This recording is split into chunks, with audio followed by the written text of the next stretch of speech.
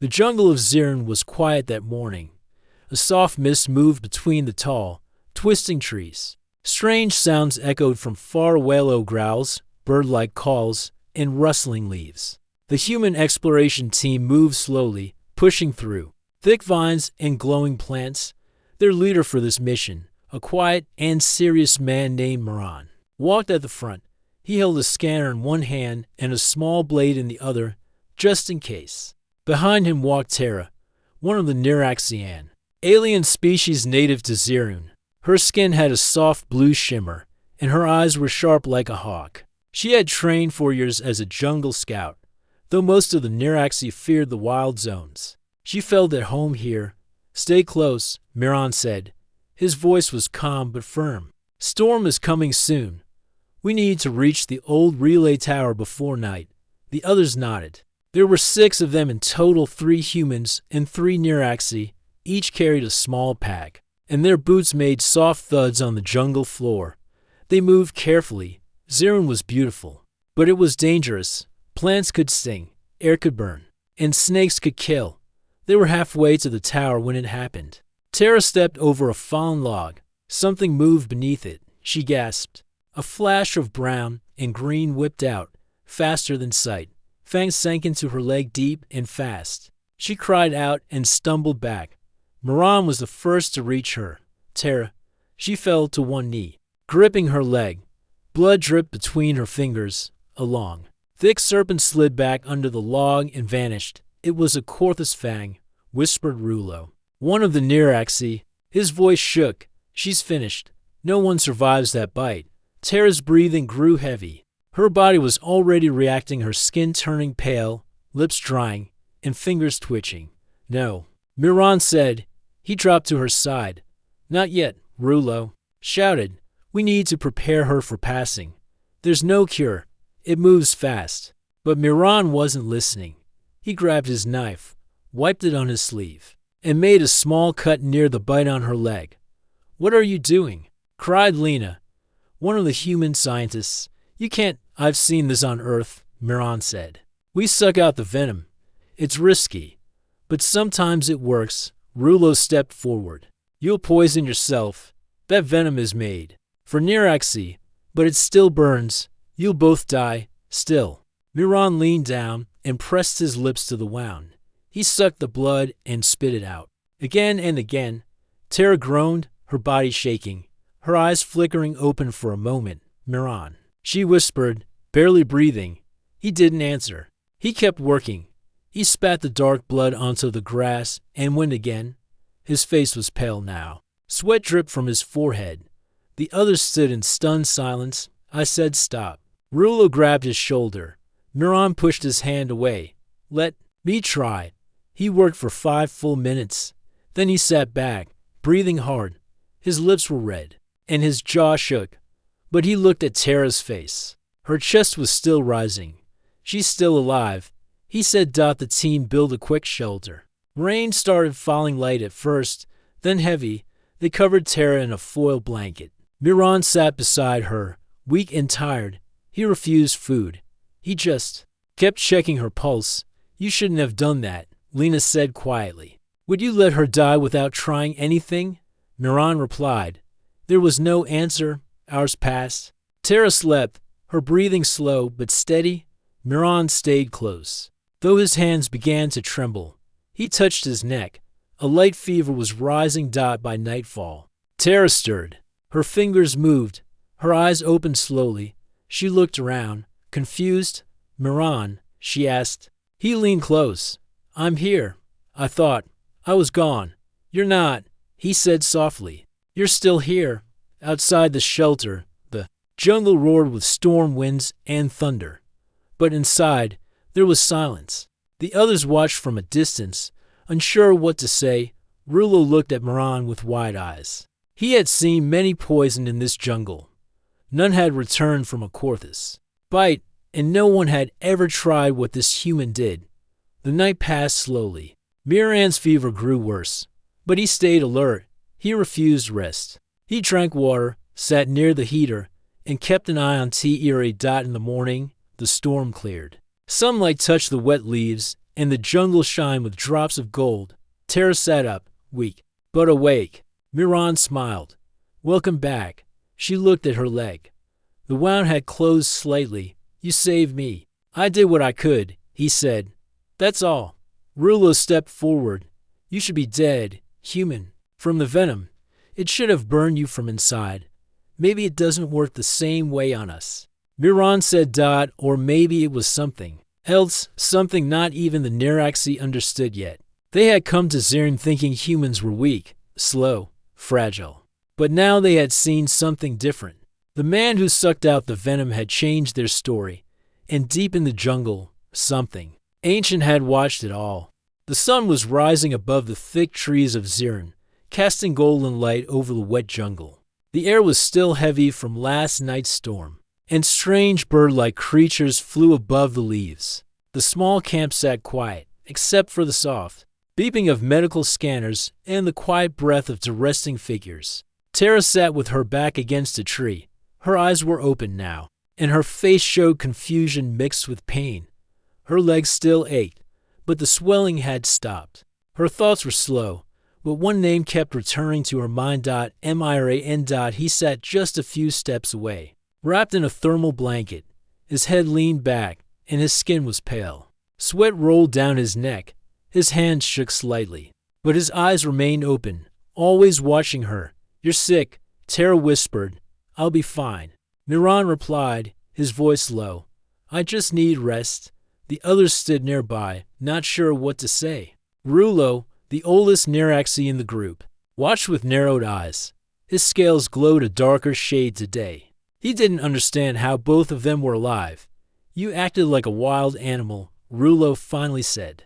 You bit into her leg like some jungle beast. Miran didn't respond. He took a sip of water and focused on breathing. Lena, the human scientist, stood beside Rulo. On Earth, in the old days, people sometimes sucked out venom in emergencies. It doesn't always work, but it can help if done quickly. This wasn't Earth, Rulo said sharply. This was a Korthus fang. That bite ends lives. Tara spoke slowly. But I'm still alive, Rulo frowned. Yes, and he should be dead. Miran looked up. Maybe it's different for us. Human bodies fight poison in another way. Rulo crossed his arms. Or maybe you're not human. Maybe you're something else. Lena stepped in. We need to study this. If human blood really does fight the venom, this could save many Neraxi lives. Miran gave a tired nod. That's the idea. Tara tried to stand, but her legs trembled. Miran reached to help her, even though his own strength was failing. Their hands touched. Her skin was cool and smooth. His was warm and rough. You risked your life for me. She said quietly, You're part of the team. Miran said, I wasn't going to watch you die. You didn't even ask. He smiled faintly. There wasn't time to ask. Tara looked away for a moment.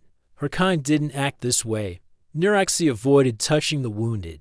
They didn't risk themselves for others unless it was blood family. What Miran did didn't make sense, but it stayed in her mind like a fire that wouldn't go out. They began packing up camp.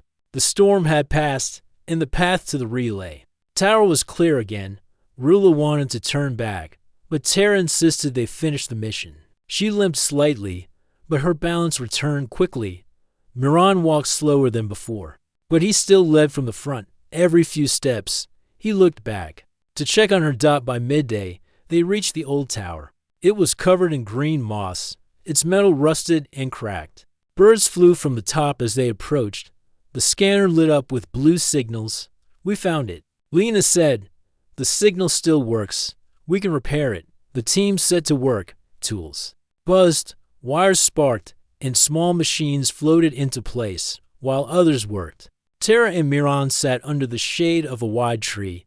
She watched him drink from his canteen. His hands were steadier now, but his eyes still looked tired. Are you always like this? She asked. Like what?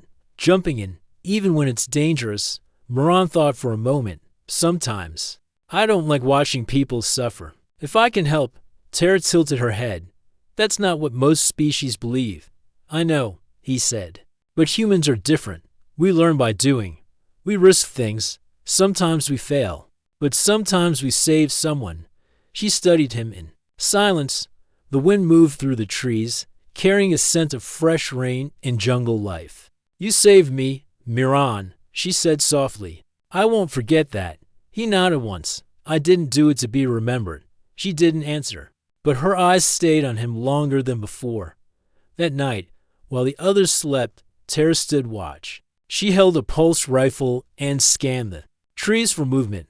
The jungle was alive with sound, but nothing came close. She glanced over her shoulder at the camp.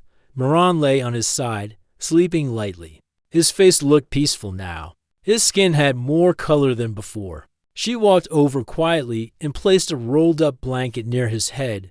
You are strange, she whispered, but maybe that's a good thing. The next morning, the relay tower was working. A signal was sent to the capital outpost, and the team was ordered to return for rest and full medical scans. On the way back, Teniraxi guards met them at the jungle edge. They had heard the story. One of them looked at Miran with disbelief. You took the venom from her body? I tried, Miran said, and she lived. No one has ever done that before. Miran didn't reply. He just kept walking. Tara followed him, her steps now strong and even. The jungle faded behind them. But something new had started. A small act of instinct, a simple human choice, and already it was changing everything. The medical room at the Niraxi capital outpost was quiet. Soft lights glowed from the ceiling, and gentle humming came from the machines along the walls. Inside, Miran and Tara lay on separate beds, both connected to scanners and tubes. Their faces were calm, but the air was tense with wonder and confusion. A group of alien medics stood nearby, watching the screens with wide eyes. One of them whispered, "It's not possible. Her body should have shut down." Another replied, "And he should be poisoned. But he's healing." The head doctor, an older Niraxi named Dr. Kilos, stepped closer. He studied the data in silence. His large, dark eyes blinked slowly. "Tara," he said, "can you hear me?" Tara opened her eyes and nodded weakly. "Yes, how do you feel?" "Tired, but I can breathe better now." Dr. Kilos nodded. "And the pain in your leg? It's still there, but less. My head is clear." He turned to Miran. "And you?" Miran gave a tired smile. "Like I've been hit by a train." The medics looked at each other, confused by the human phrase. "He means very tired." Lena explained quietly from the corner. Dr. Kilos tapped his tablet. "This is something new. We've lost dozens of Niraxi to the Korthus Fang. Their venom destroys our blood, our lungs, our hearts. But your body, Tara, started fighting back within hours." Tara frowned. "Because of what he did." Dr. Kilos nodded. "Yes, and the strange thing is, Miran's body also shows signs of exposure. But the venom didn't spread. It broke apart." The young Niraxi assistant stepped forward. "We scanned his blood. There are cells, millions of them moving fast. They attacked the venom and tore it down. It's like fire meeting ice." Lena crossed her arms. "Earth doctors call it an immune response. Our bodies make fighters. We don't know everything about how it works, but it protects us from things that would kill others." Kilos looked at Miran with curiosity. "Did you know this would happen?" Miran shook his head. "I didn't know. I just couldn't let her die."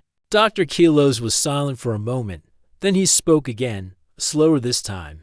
"What you did was dangerous, foolish, even. But it saved her, and now we have to understand why." Tara looked at Miran. "It wasn't foolish." Kilos ignored her and turned to the others. "Run deeper scans, compare Niraxi and human reactions. Find out if this can be repeated." The medics moved quickly, starting new tests and checking the machines. Later that day, the news spread across the capital. Whispers ran through the market streets and labs. A human drank the venom. He lived. She lived. The jungle curse may be broken. Inside the room, Tara sat up with help. She turned to Miran. "You changed everything," she said. "I didn't mean to," he replied. "But you did. The Korthus Fang is feared. My people won't go near its territory. We lost scouts, farmers, even guards, and now I'm sitting here, alive." Miran looked away. Anyone would have tried. Tara shook her head. No, that's not true. Niraxi do not risk themselves like that. Not without command. Not for someone outside their family. Then maybe that's what makes us different, he said. Tara was quiet for a moment. Then she asked, why did you act so fast? Weren't you afraid? Miran thought for a while. When I was young, I watched a dog get bit by a snake on Earth. My father did nothing. He said it was nature. I held that dog and cried for hours. I swore I'd never watch someone die without trying something. Tara's voice softened. So, this was personal. He nodded. Yes. Just then, Rulo entered the room. His face looked serious. The council heard the news, he said. They want answers. Miran sat up. What kind of answers? They don't understand how you lived. Some think you're lying. Others think you brought something from Earth to fake the test. Miran raised an eyebrow. Why would I fake saving someone? Rulo shrugged. Because the council doesn't like surprises. They fear what they can't explain. Tara stood slowly. Then let's explain it. Together, Rulo looked at her. You're not a scientist. No, she said. But I was the one bitten.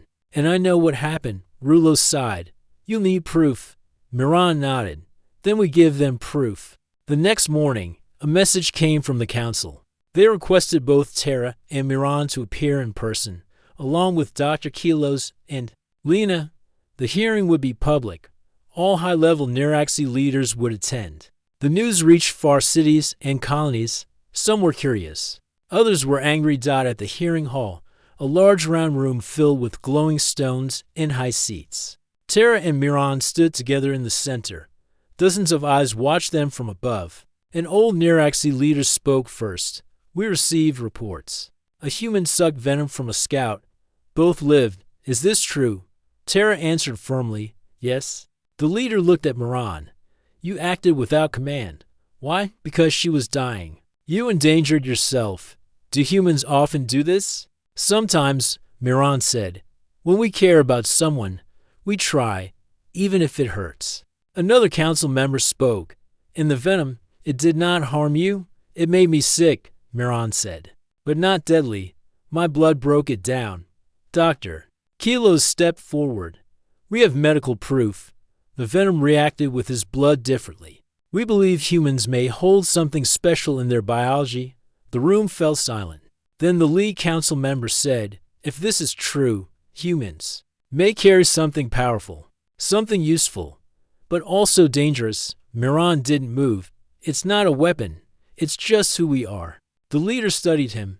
We must learn more. You may be asked to share your knowledge. Maybe even your blood. Tara stepped closer. He helped me because he chose to. You will not force anything. The council whispered among themselves. At the end, the leader gave a slow nod. We will allow further study, but only with agreement. Miran bowed slightly. Fair. Outside the hall, the people waited. When Miran and Tara stepped out, the crowd looked at them with quiet respect. Some eyes were full of fear. Others were full of hope. In that moment, Tara knew the jungle would never be the same again. And the one who changed it all was just a human who couldn't stand to watch someone die. The science center in the Niraxi capital had never been this busy. For days, doctors, researchers, and scholars worked without rest. Large screens showed charts, scans, and blood cell images. The name Miran was written on every wall board, and in the middle of it all stood the man himself, calm but tired. Miran sat on a bench beside a tall glass chamber. Inside, robotic arms carefully examined blood samples. Nearby, Dr. Kilos and Lena argued over a new result. This is not normal, Dr. Kilos said. Look here. When we drop venom into normal Niraxi blood, the cells die in seconds. But in his blood, the venom breaks apart like it's nothing. Lena nodded. That's because of human white cells. They fight infection, poison, even unknown life forms. It's part of our survival system. Dr. Kilos stared at her. Your kind carries a weapon in your veins. It's not a weapon, Lena replied. It's protection. Humans were shaped by dangerous lands. Our bodies had to fight to survive. Kilos turned to Miran. Did you know your body could do this? Miran shook his head. I knew we were tough, but I didn't know we were this different. At that moment, Tara entered the lab. She looked stronger now. Her wounds had healed almost completely. Her eyes were sharp again, but softer when they landed on Miran. I heard they're calling you something new, she said with a small smile. What's that? Miran asked. Venom Bearer. He laughed quietly. Strange title. Fitting. She said. Tara walked with him to a side room where they could speak alone. A glass wall gave them a view of the city below. Flying transporters moved like birds across the sky. You don't like all this attention, she said. Miran nodded. No, I don't like being studied like a tool. But you saved me, she said. And now others may be saved too. I want that, he said. But I don't want to be a prize. Tara leaned on the railing. My people are proud. We don't show weakness. But now they see that your kind holds something we don't. We all have strengths, Miran replied. Yours is your focus, your speed, your way through the jungle. Mine just happens to be my blood. There was silence for a moment. Then Tara asked, Why do you still care, after everything, Miran? Thought for a moment, because when I looked at you in the jungle, I saw someone worth saving.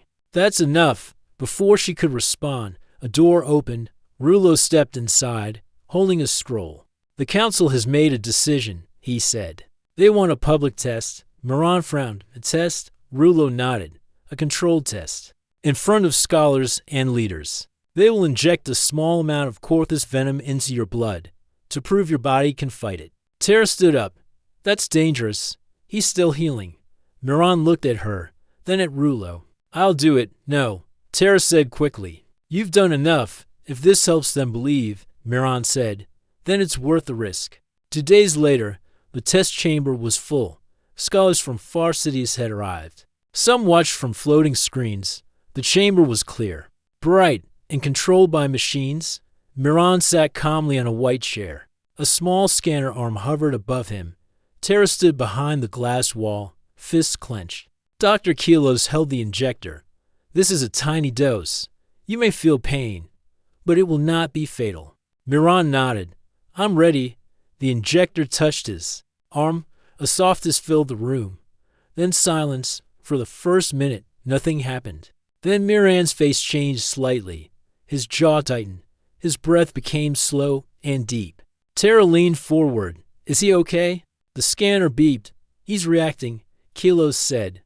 White cells are moving fast, faster than before. The screen showed moving blood cells. Venom threads entered. Human cells rushed in, surrounding the poison and tearing it apart. The crowd gasped out. Within 10 minutes, the venom was gone, burned away by the human body. Kilos stepped into the chamber. He scanned Miran again. All clear. You are stable. Miran smiled weakly. Told you? The chamber doors opened. The scholars stood and clapped their hands, some in respect, some in wonder, and some in fear. Outside, the news spread fast.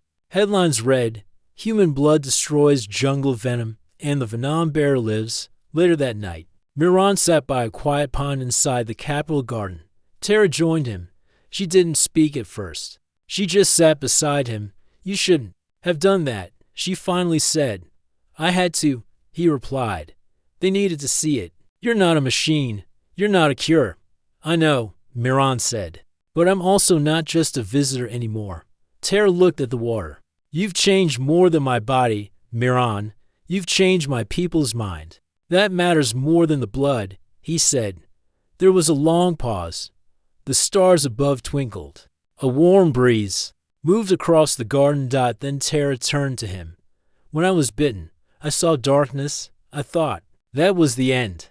Then I felt warmth, a strange feeling, like someone refused to let me go. Miran looked at her. I did. She nodded. And now I feel like something new has started, not just in me, in all of us. He smiled. Then maybe that bite was more than poison. Maybe it was the start of a change. Tara didn't answer. She leaned her head on his shoulder. He didn't move away.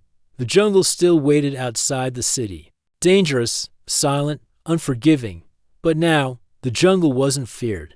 The same way, because one man had stepped into the wild with nothing but instinct and came out carrying a truth no one expected.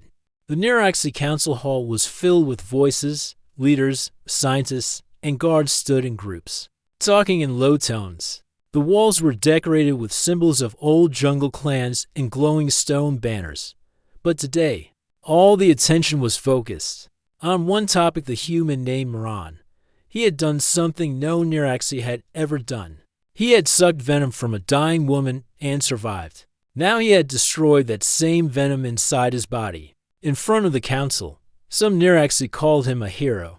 Others called him dangerous. At the center of the room, Moran stood with his hands behind his back. He wore a plain coat, and his face was calm. He didn't like being the center of attention, but he understood why he was here. Beside him stood Tara, no longer just a scout. Her presence brought silence to the room. Her survival was the reason all this had begun. Her voice would carry weight. The lead counselor, an older Neuraxi named Vekran, stepped forward. His voice was deep and clear. Today, we stand before something unknown. A human has done what no Neuraxi has done. His blood destroyed the venom of the jungle. His actions saved one of our own. Murmurs rose through the hall.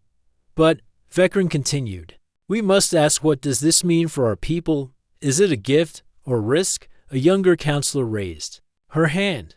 "What if this human ability spreads? What if others believe they are untouchable? They may walk into danger, thinking their blood will save them." Another voice came from the left. "Or worse, they may be used, treated like tools, for healing." Tara stepped forward. He didn't act to show off. He didn't ask to be tested. He acted because I was dying, and he refused to let that happen. Vekran nodded slowly. We know his choice was brave, but we must understand it fully. Dr. Kilos entered with a small team, carrying medical reports and scanned images. He placed them on the table in the center. "We have studied Miran's blood. His immune cells move faster than ours. They attack venom like fire touches dry grass. His body recovers faster. But that does not mean he cannot be harmed. He still gets tired, still feels pain." Miran spoke now. "What I did was not magic. I didn't know if it would work. I just couldn't walk away." The hall became quiet again. One counselor, an old female named Velra, stepped down from her seat. She walked slowly to Moran and looked him in the eyes. "You remind me of a story," she said.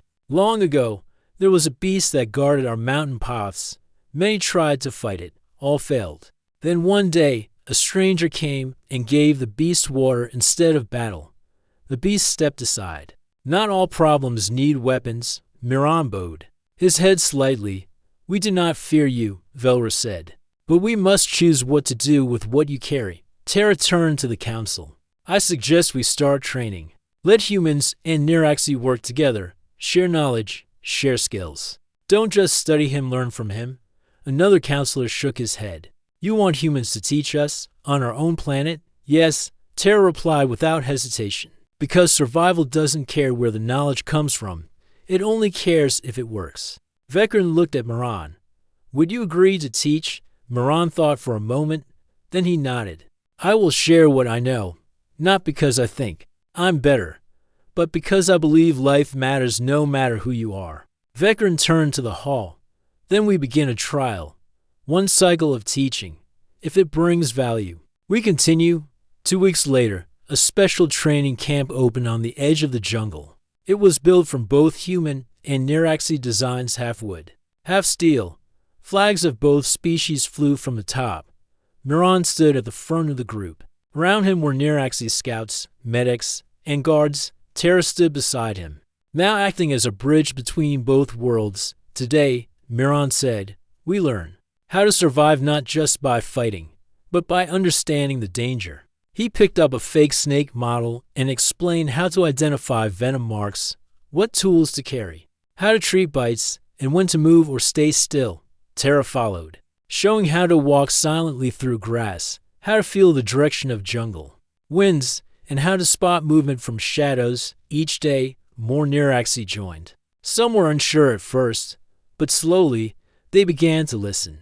Then they began to ask questions. On the 5th day, A young Niraxi named Bren raised his hand. What if we meet another Korthus Fang? Can we still survive? Miran looked at him. Not everyone can suck out venom, but now you know the signs. Now you know how to act fast, and that can save a life. One evening, Tara and Miran sat near the fire. The jungle noises surrounded them, buzzing insects, distant calls, and soft winds. You've changed many minds, Tara said. So have you, Miran replied. Tara smiled. There's one more thing the council wants. What is it? They want to name the program. Something simple, something that carries the story. Miran thought, call it First Blood. Because of your blood? No, he said. Because it was the first time two species came together through something painful and turned it into something good. Tara looked at the flames. First Blood. I like that. They sat together as the fire cracked softly. Above them, the stars of Zirin shined brighter than usual, and somewhere deep in the jungle, the same snakes still move in the shadows. But now, the people no longer feared them the same way, because someone had shown them that even poison can be answered with courage, knowledge, and care. The First Blood training camp had grown in just a few weeks. New buildings were added, shelters, watchtowers, and even small medical rooms stood where wild grass once grew. Both humans and Niraxi now trained side by side. Every morning, Miran stood before a group of new learners. He spoke clearly, using simple words and showing each step with his hands. He taught them how to clean wounds, how to use old earth field kits, and how to act fast during venom attacks. At his side, Tara showed jungle movement, how to spot dangerous plants, how to listen for silent hunters, and how to use the wind to stay hidden. It was not just about surviving anymore. It was about sharing. One afternoon, as the sun burned low over the jungle hills, a messenger arrived at the camp. He wore the robes of the high tower building where the oldest Niraxi kept their deepest records. Miran and Tara met him near the gate. The council requests your presence. The messenger said, they wish to give you something. Miran looked at Tara. She gave a small nod. We'll go, he said. The high tower stood in the center of the capital. Its black stone surface glowed faintly in the sunlight. Inside, the halls were quiet. Symbols of stars and jungle beasts were carved into the walls. At the top, the council waited. Vekran, the lead counselor, stood with a small box in his hands. His expression was calm. Miran, he said, you have taught us something important. You gave us your strength. Now we offer you something in return. He opened the box. Inside was a pendant made of jungle crystal. It was shaped like a coiled serpent, but its fangs were missing, broken off on purpose. In the center was a drop of red stone, meant to look like human blood. This is the mark of life. Vekran said, we give it to those who protect life. Without seeking reward, Miran stepped forward and bowed slightly. I accept it, he said. Not for myself, but for everyone who chooses to act when others step back. Tara stepped forward too. His lessons have already saved lives in the field. One of my trainees stopped a venom attack just yesterday. Vekran looked pleased. Then we moved forward, but before the meeting ended, Miran raised his hand. There's something else, he said. Something I must say. The room became still. What is it? Vekran asked. Miran took a breath. Your people see what I did and call it special. Some call it power. But it's not. It's pain. My body hurt for days. My mind felt the fever. I didn't know if I would wake up. This ability, this gift, it's not meant to be copied without care. Some of the council looked uneasy. I came to help, Miran continued. But if you turn this into a tool, if you treat humans as cures instead of people, then we lose the meaning. Tara nodded beside him. He's right. His blood saved me. But it was his choice. If we take that choice away from others, we build fear again. Vekran listened closely. Then he spoke. You give a warning, and it is wise. We must not forget the heart behind the act. Only the heart can carry such weight. The meeting ended with respect on both sides.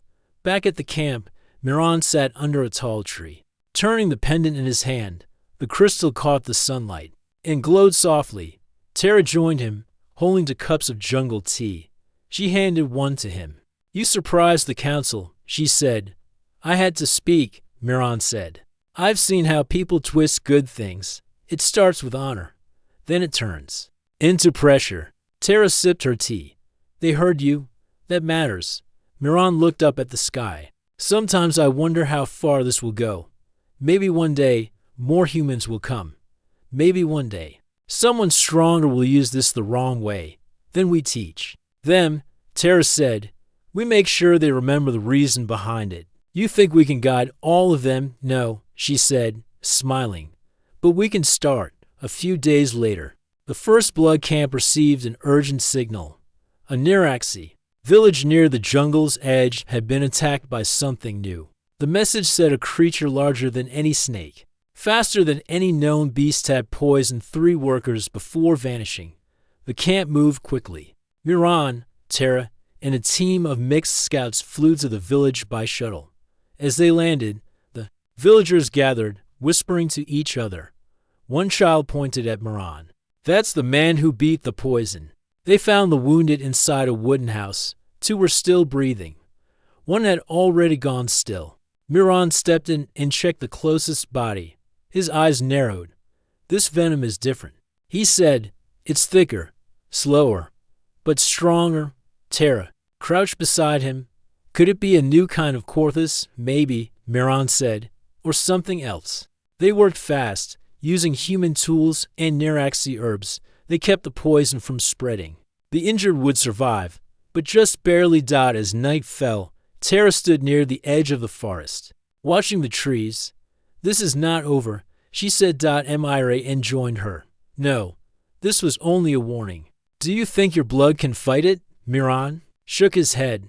I don't know, but I'll be ready. Tara looked at him. You're not alone this time. You have us. Behind them, the camp lights glowed brighter. More scouts arrived. More healers gathered. The team was growing. Hope was growing. And deep in the jungle, something ancient moved again. But this time, the people would not face it with fear. They would face it together. The jungle was quiet again, but it didn't feel safe for days. The scouts of the first blood camp searched the outer jungle. They followed signs, deep claw marks in trees, strange bite wounds on animals, and green blood splashed across broken leaves. Something new had come, and it was not hiding anymore. Miran stood at the front of a scout team, his eyes locked on a trail of crushed plants and torn bark. Behind him, Tara moved without a sound, her pulse rifle ready. Both wore light armor and jungle cloaks. A Niraxi scout named Bren whispered, It moved this way. Big, for legs, fast. Miran crouched and placed his hand on the ground. The earth was still warm. It's close, he said. Tara nodded, and it knows we're hunting. They moved forward slowly. The trees grew tighter. The light above faded under thick branches. The jungle felt like it was holding its breath. Then they saw it. A massive creature stood in the clearing ahead. Its skin was dark green with armor like plates. 4 legs dug into the ground. 2 yellow eyes glowed like fire. On its back, long venom sacs pulsed. It wasn't a snake. It was something older. Tara stepped back. That's not from this part of the jungle. Miran raised his hand. Stay calm. The creature turned. It saw them. Then it charged. Move, Miran shouted. The team scattered. The beast slammed into the trees, crushing to thick trunks like dry twigs. It lashed out with a long tail, knocking one scout off his feet. Miran ran left, drawing the beast toward him. Over here, it followed, fast and low. Venom sprayed from its mouth, burning plants in seconds. Tara jumped onto a branch above and fired. The pulse rifle hit the beast's side, but it didn't stop. Miran dived behind a rock. The creature crashed past him. He rolled, came up with a knife, and slashed at one of its legs. The blade cut deep, but dark green blood covered his arm. He felt a sting. Not from a bite, just a drop of venom on his skin. But it burned. His breath grew short. His head spun. Tara dropped down beside him. You're hit, just the blood, he said. It touched me. She pulled him back. The others circled the beast, keeping it busy. Miran looked at his arm. A red line crawled up toward his shoulder. The venom was spreading, even from outside. The body, this is not like before, he said, gasping. Tara pulled out a med pack. We have anti-burn gel. Hold still. He caught her hand. No time. I need to draw it out. Same way as last time. No, she said quickly. That could kill you. Then I die trying, he said. But we can't let it reach the village. She stared at him. Then she took the blade and made a small cut on his arm, right near the burn. Miran clenched his teeth. He pressed his lips to the cut and began to draw the poison out. His face twisted with pain. Tara wiped the venom from his mouth each time he spat. His skin grew pale. His eyes lost focus. You're doing it, she whispered. Stay with me. Behind them, the beast roared again. Two pulse shots hit its eyes. It screamed and turned in blind fury. Brent ran in and threw a sonic bomb. The air cracked. The creature fell, dazed. Tara grabbed Miran's arm. We have to end this. Miran stood with shaking legs. I have one more idea. He pulled a small injector from his belt. It was filled with his blood, taken for tests at the science center. He ran forward, dodging the creature's blind swings, and leapt onto its back. Tara, he shouted. She tossed him the second injector, this one filled with a slowing agent. Miran jammed both into the beast's back. The beast roared again. Then it stopped. Its legs buckled. Its breath turned slow. Its body slumped forward. Dead silence fell. Tara ran to Miran as he slid down the beast's side. She caught him before he hit the ground. You did it, she said. He gave a weak smile. I told you. I'd be ready. His arm still burned, but the red line had stopped. Later that night, back at the camp, the team cleaned their wounds. The creature's body had been taken for study. Its venom was now part of the first blood records. Miran sat beside a fire, his arm bandaged, his face still pale. Tara sat beside him. You stopped it, she said. We all did, Miran replied. Your shot, Brent's bomb, my blood. She looked at the fire. Will more come? Maybe, he said. But next time, we'll be stronger. She reached into her bag and pulled out something small, the broken fang from the creature. She handed it to him. Keep it, she said. A reminder, not of what we killed, but of what we chose to protect. He nodded. In the days that followed, the story of the final battle spread across the planet. More Niraxi and humans joined the training camps. First Blood became more than a program, it became a belief. That courage didn't come from being strong. It came from choosing to act when others stepped back. And the man who once sucked venom from a dying scout, he became the reason two worlds trusted each other for the first time. The jungle was still dangerous. But now, there was hope inside it. And Miran knew this was just the beginning.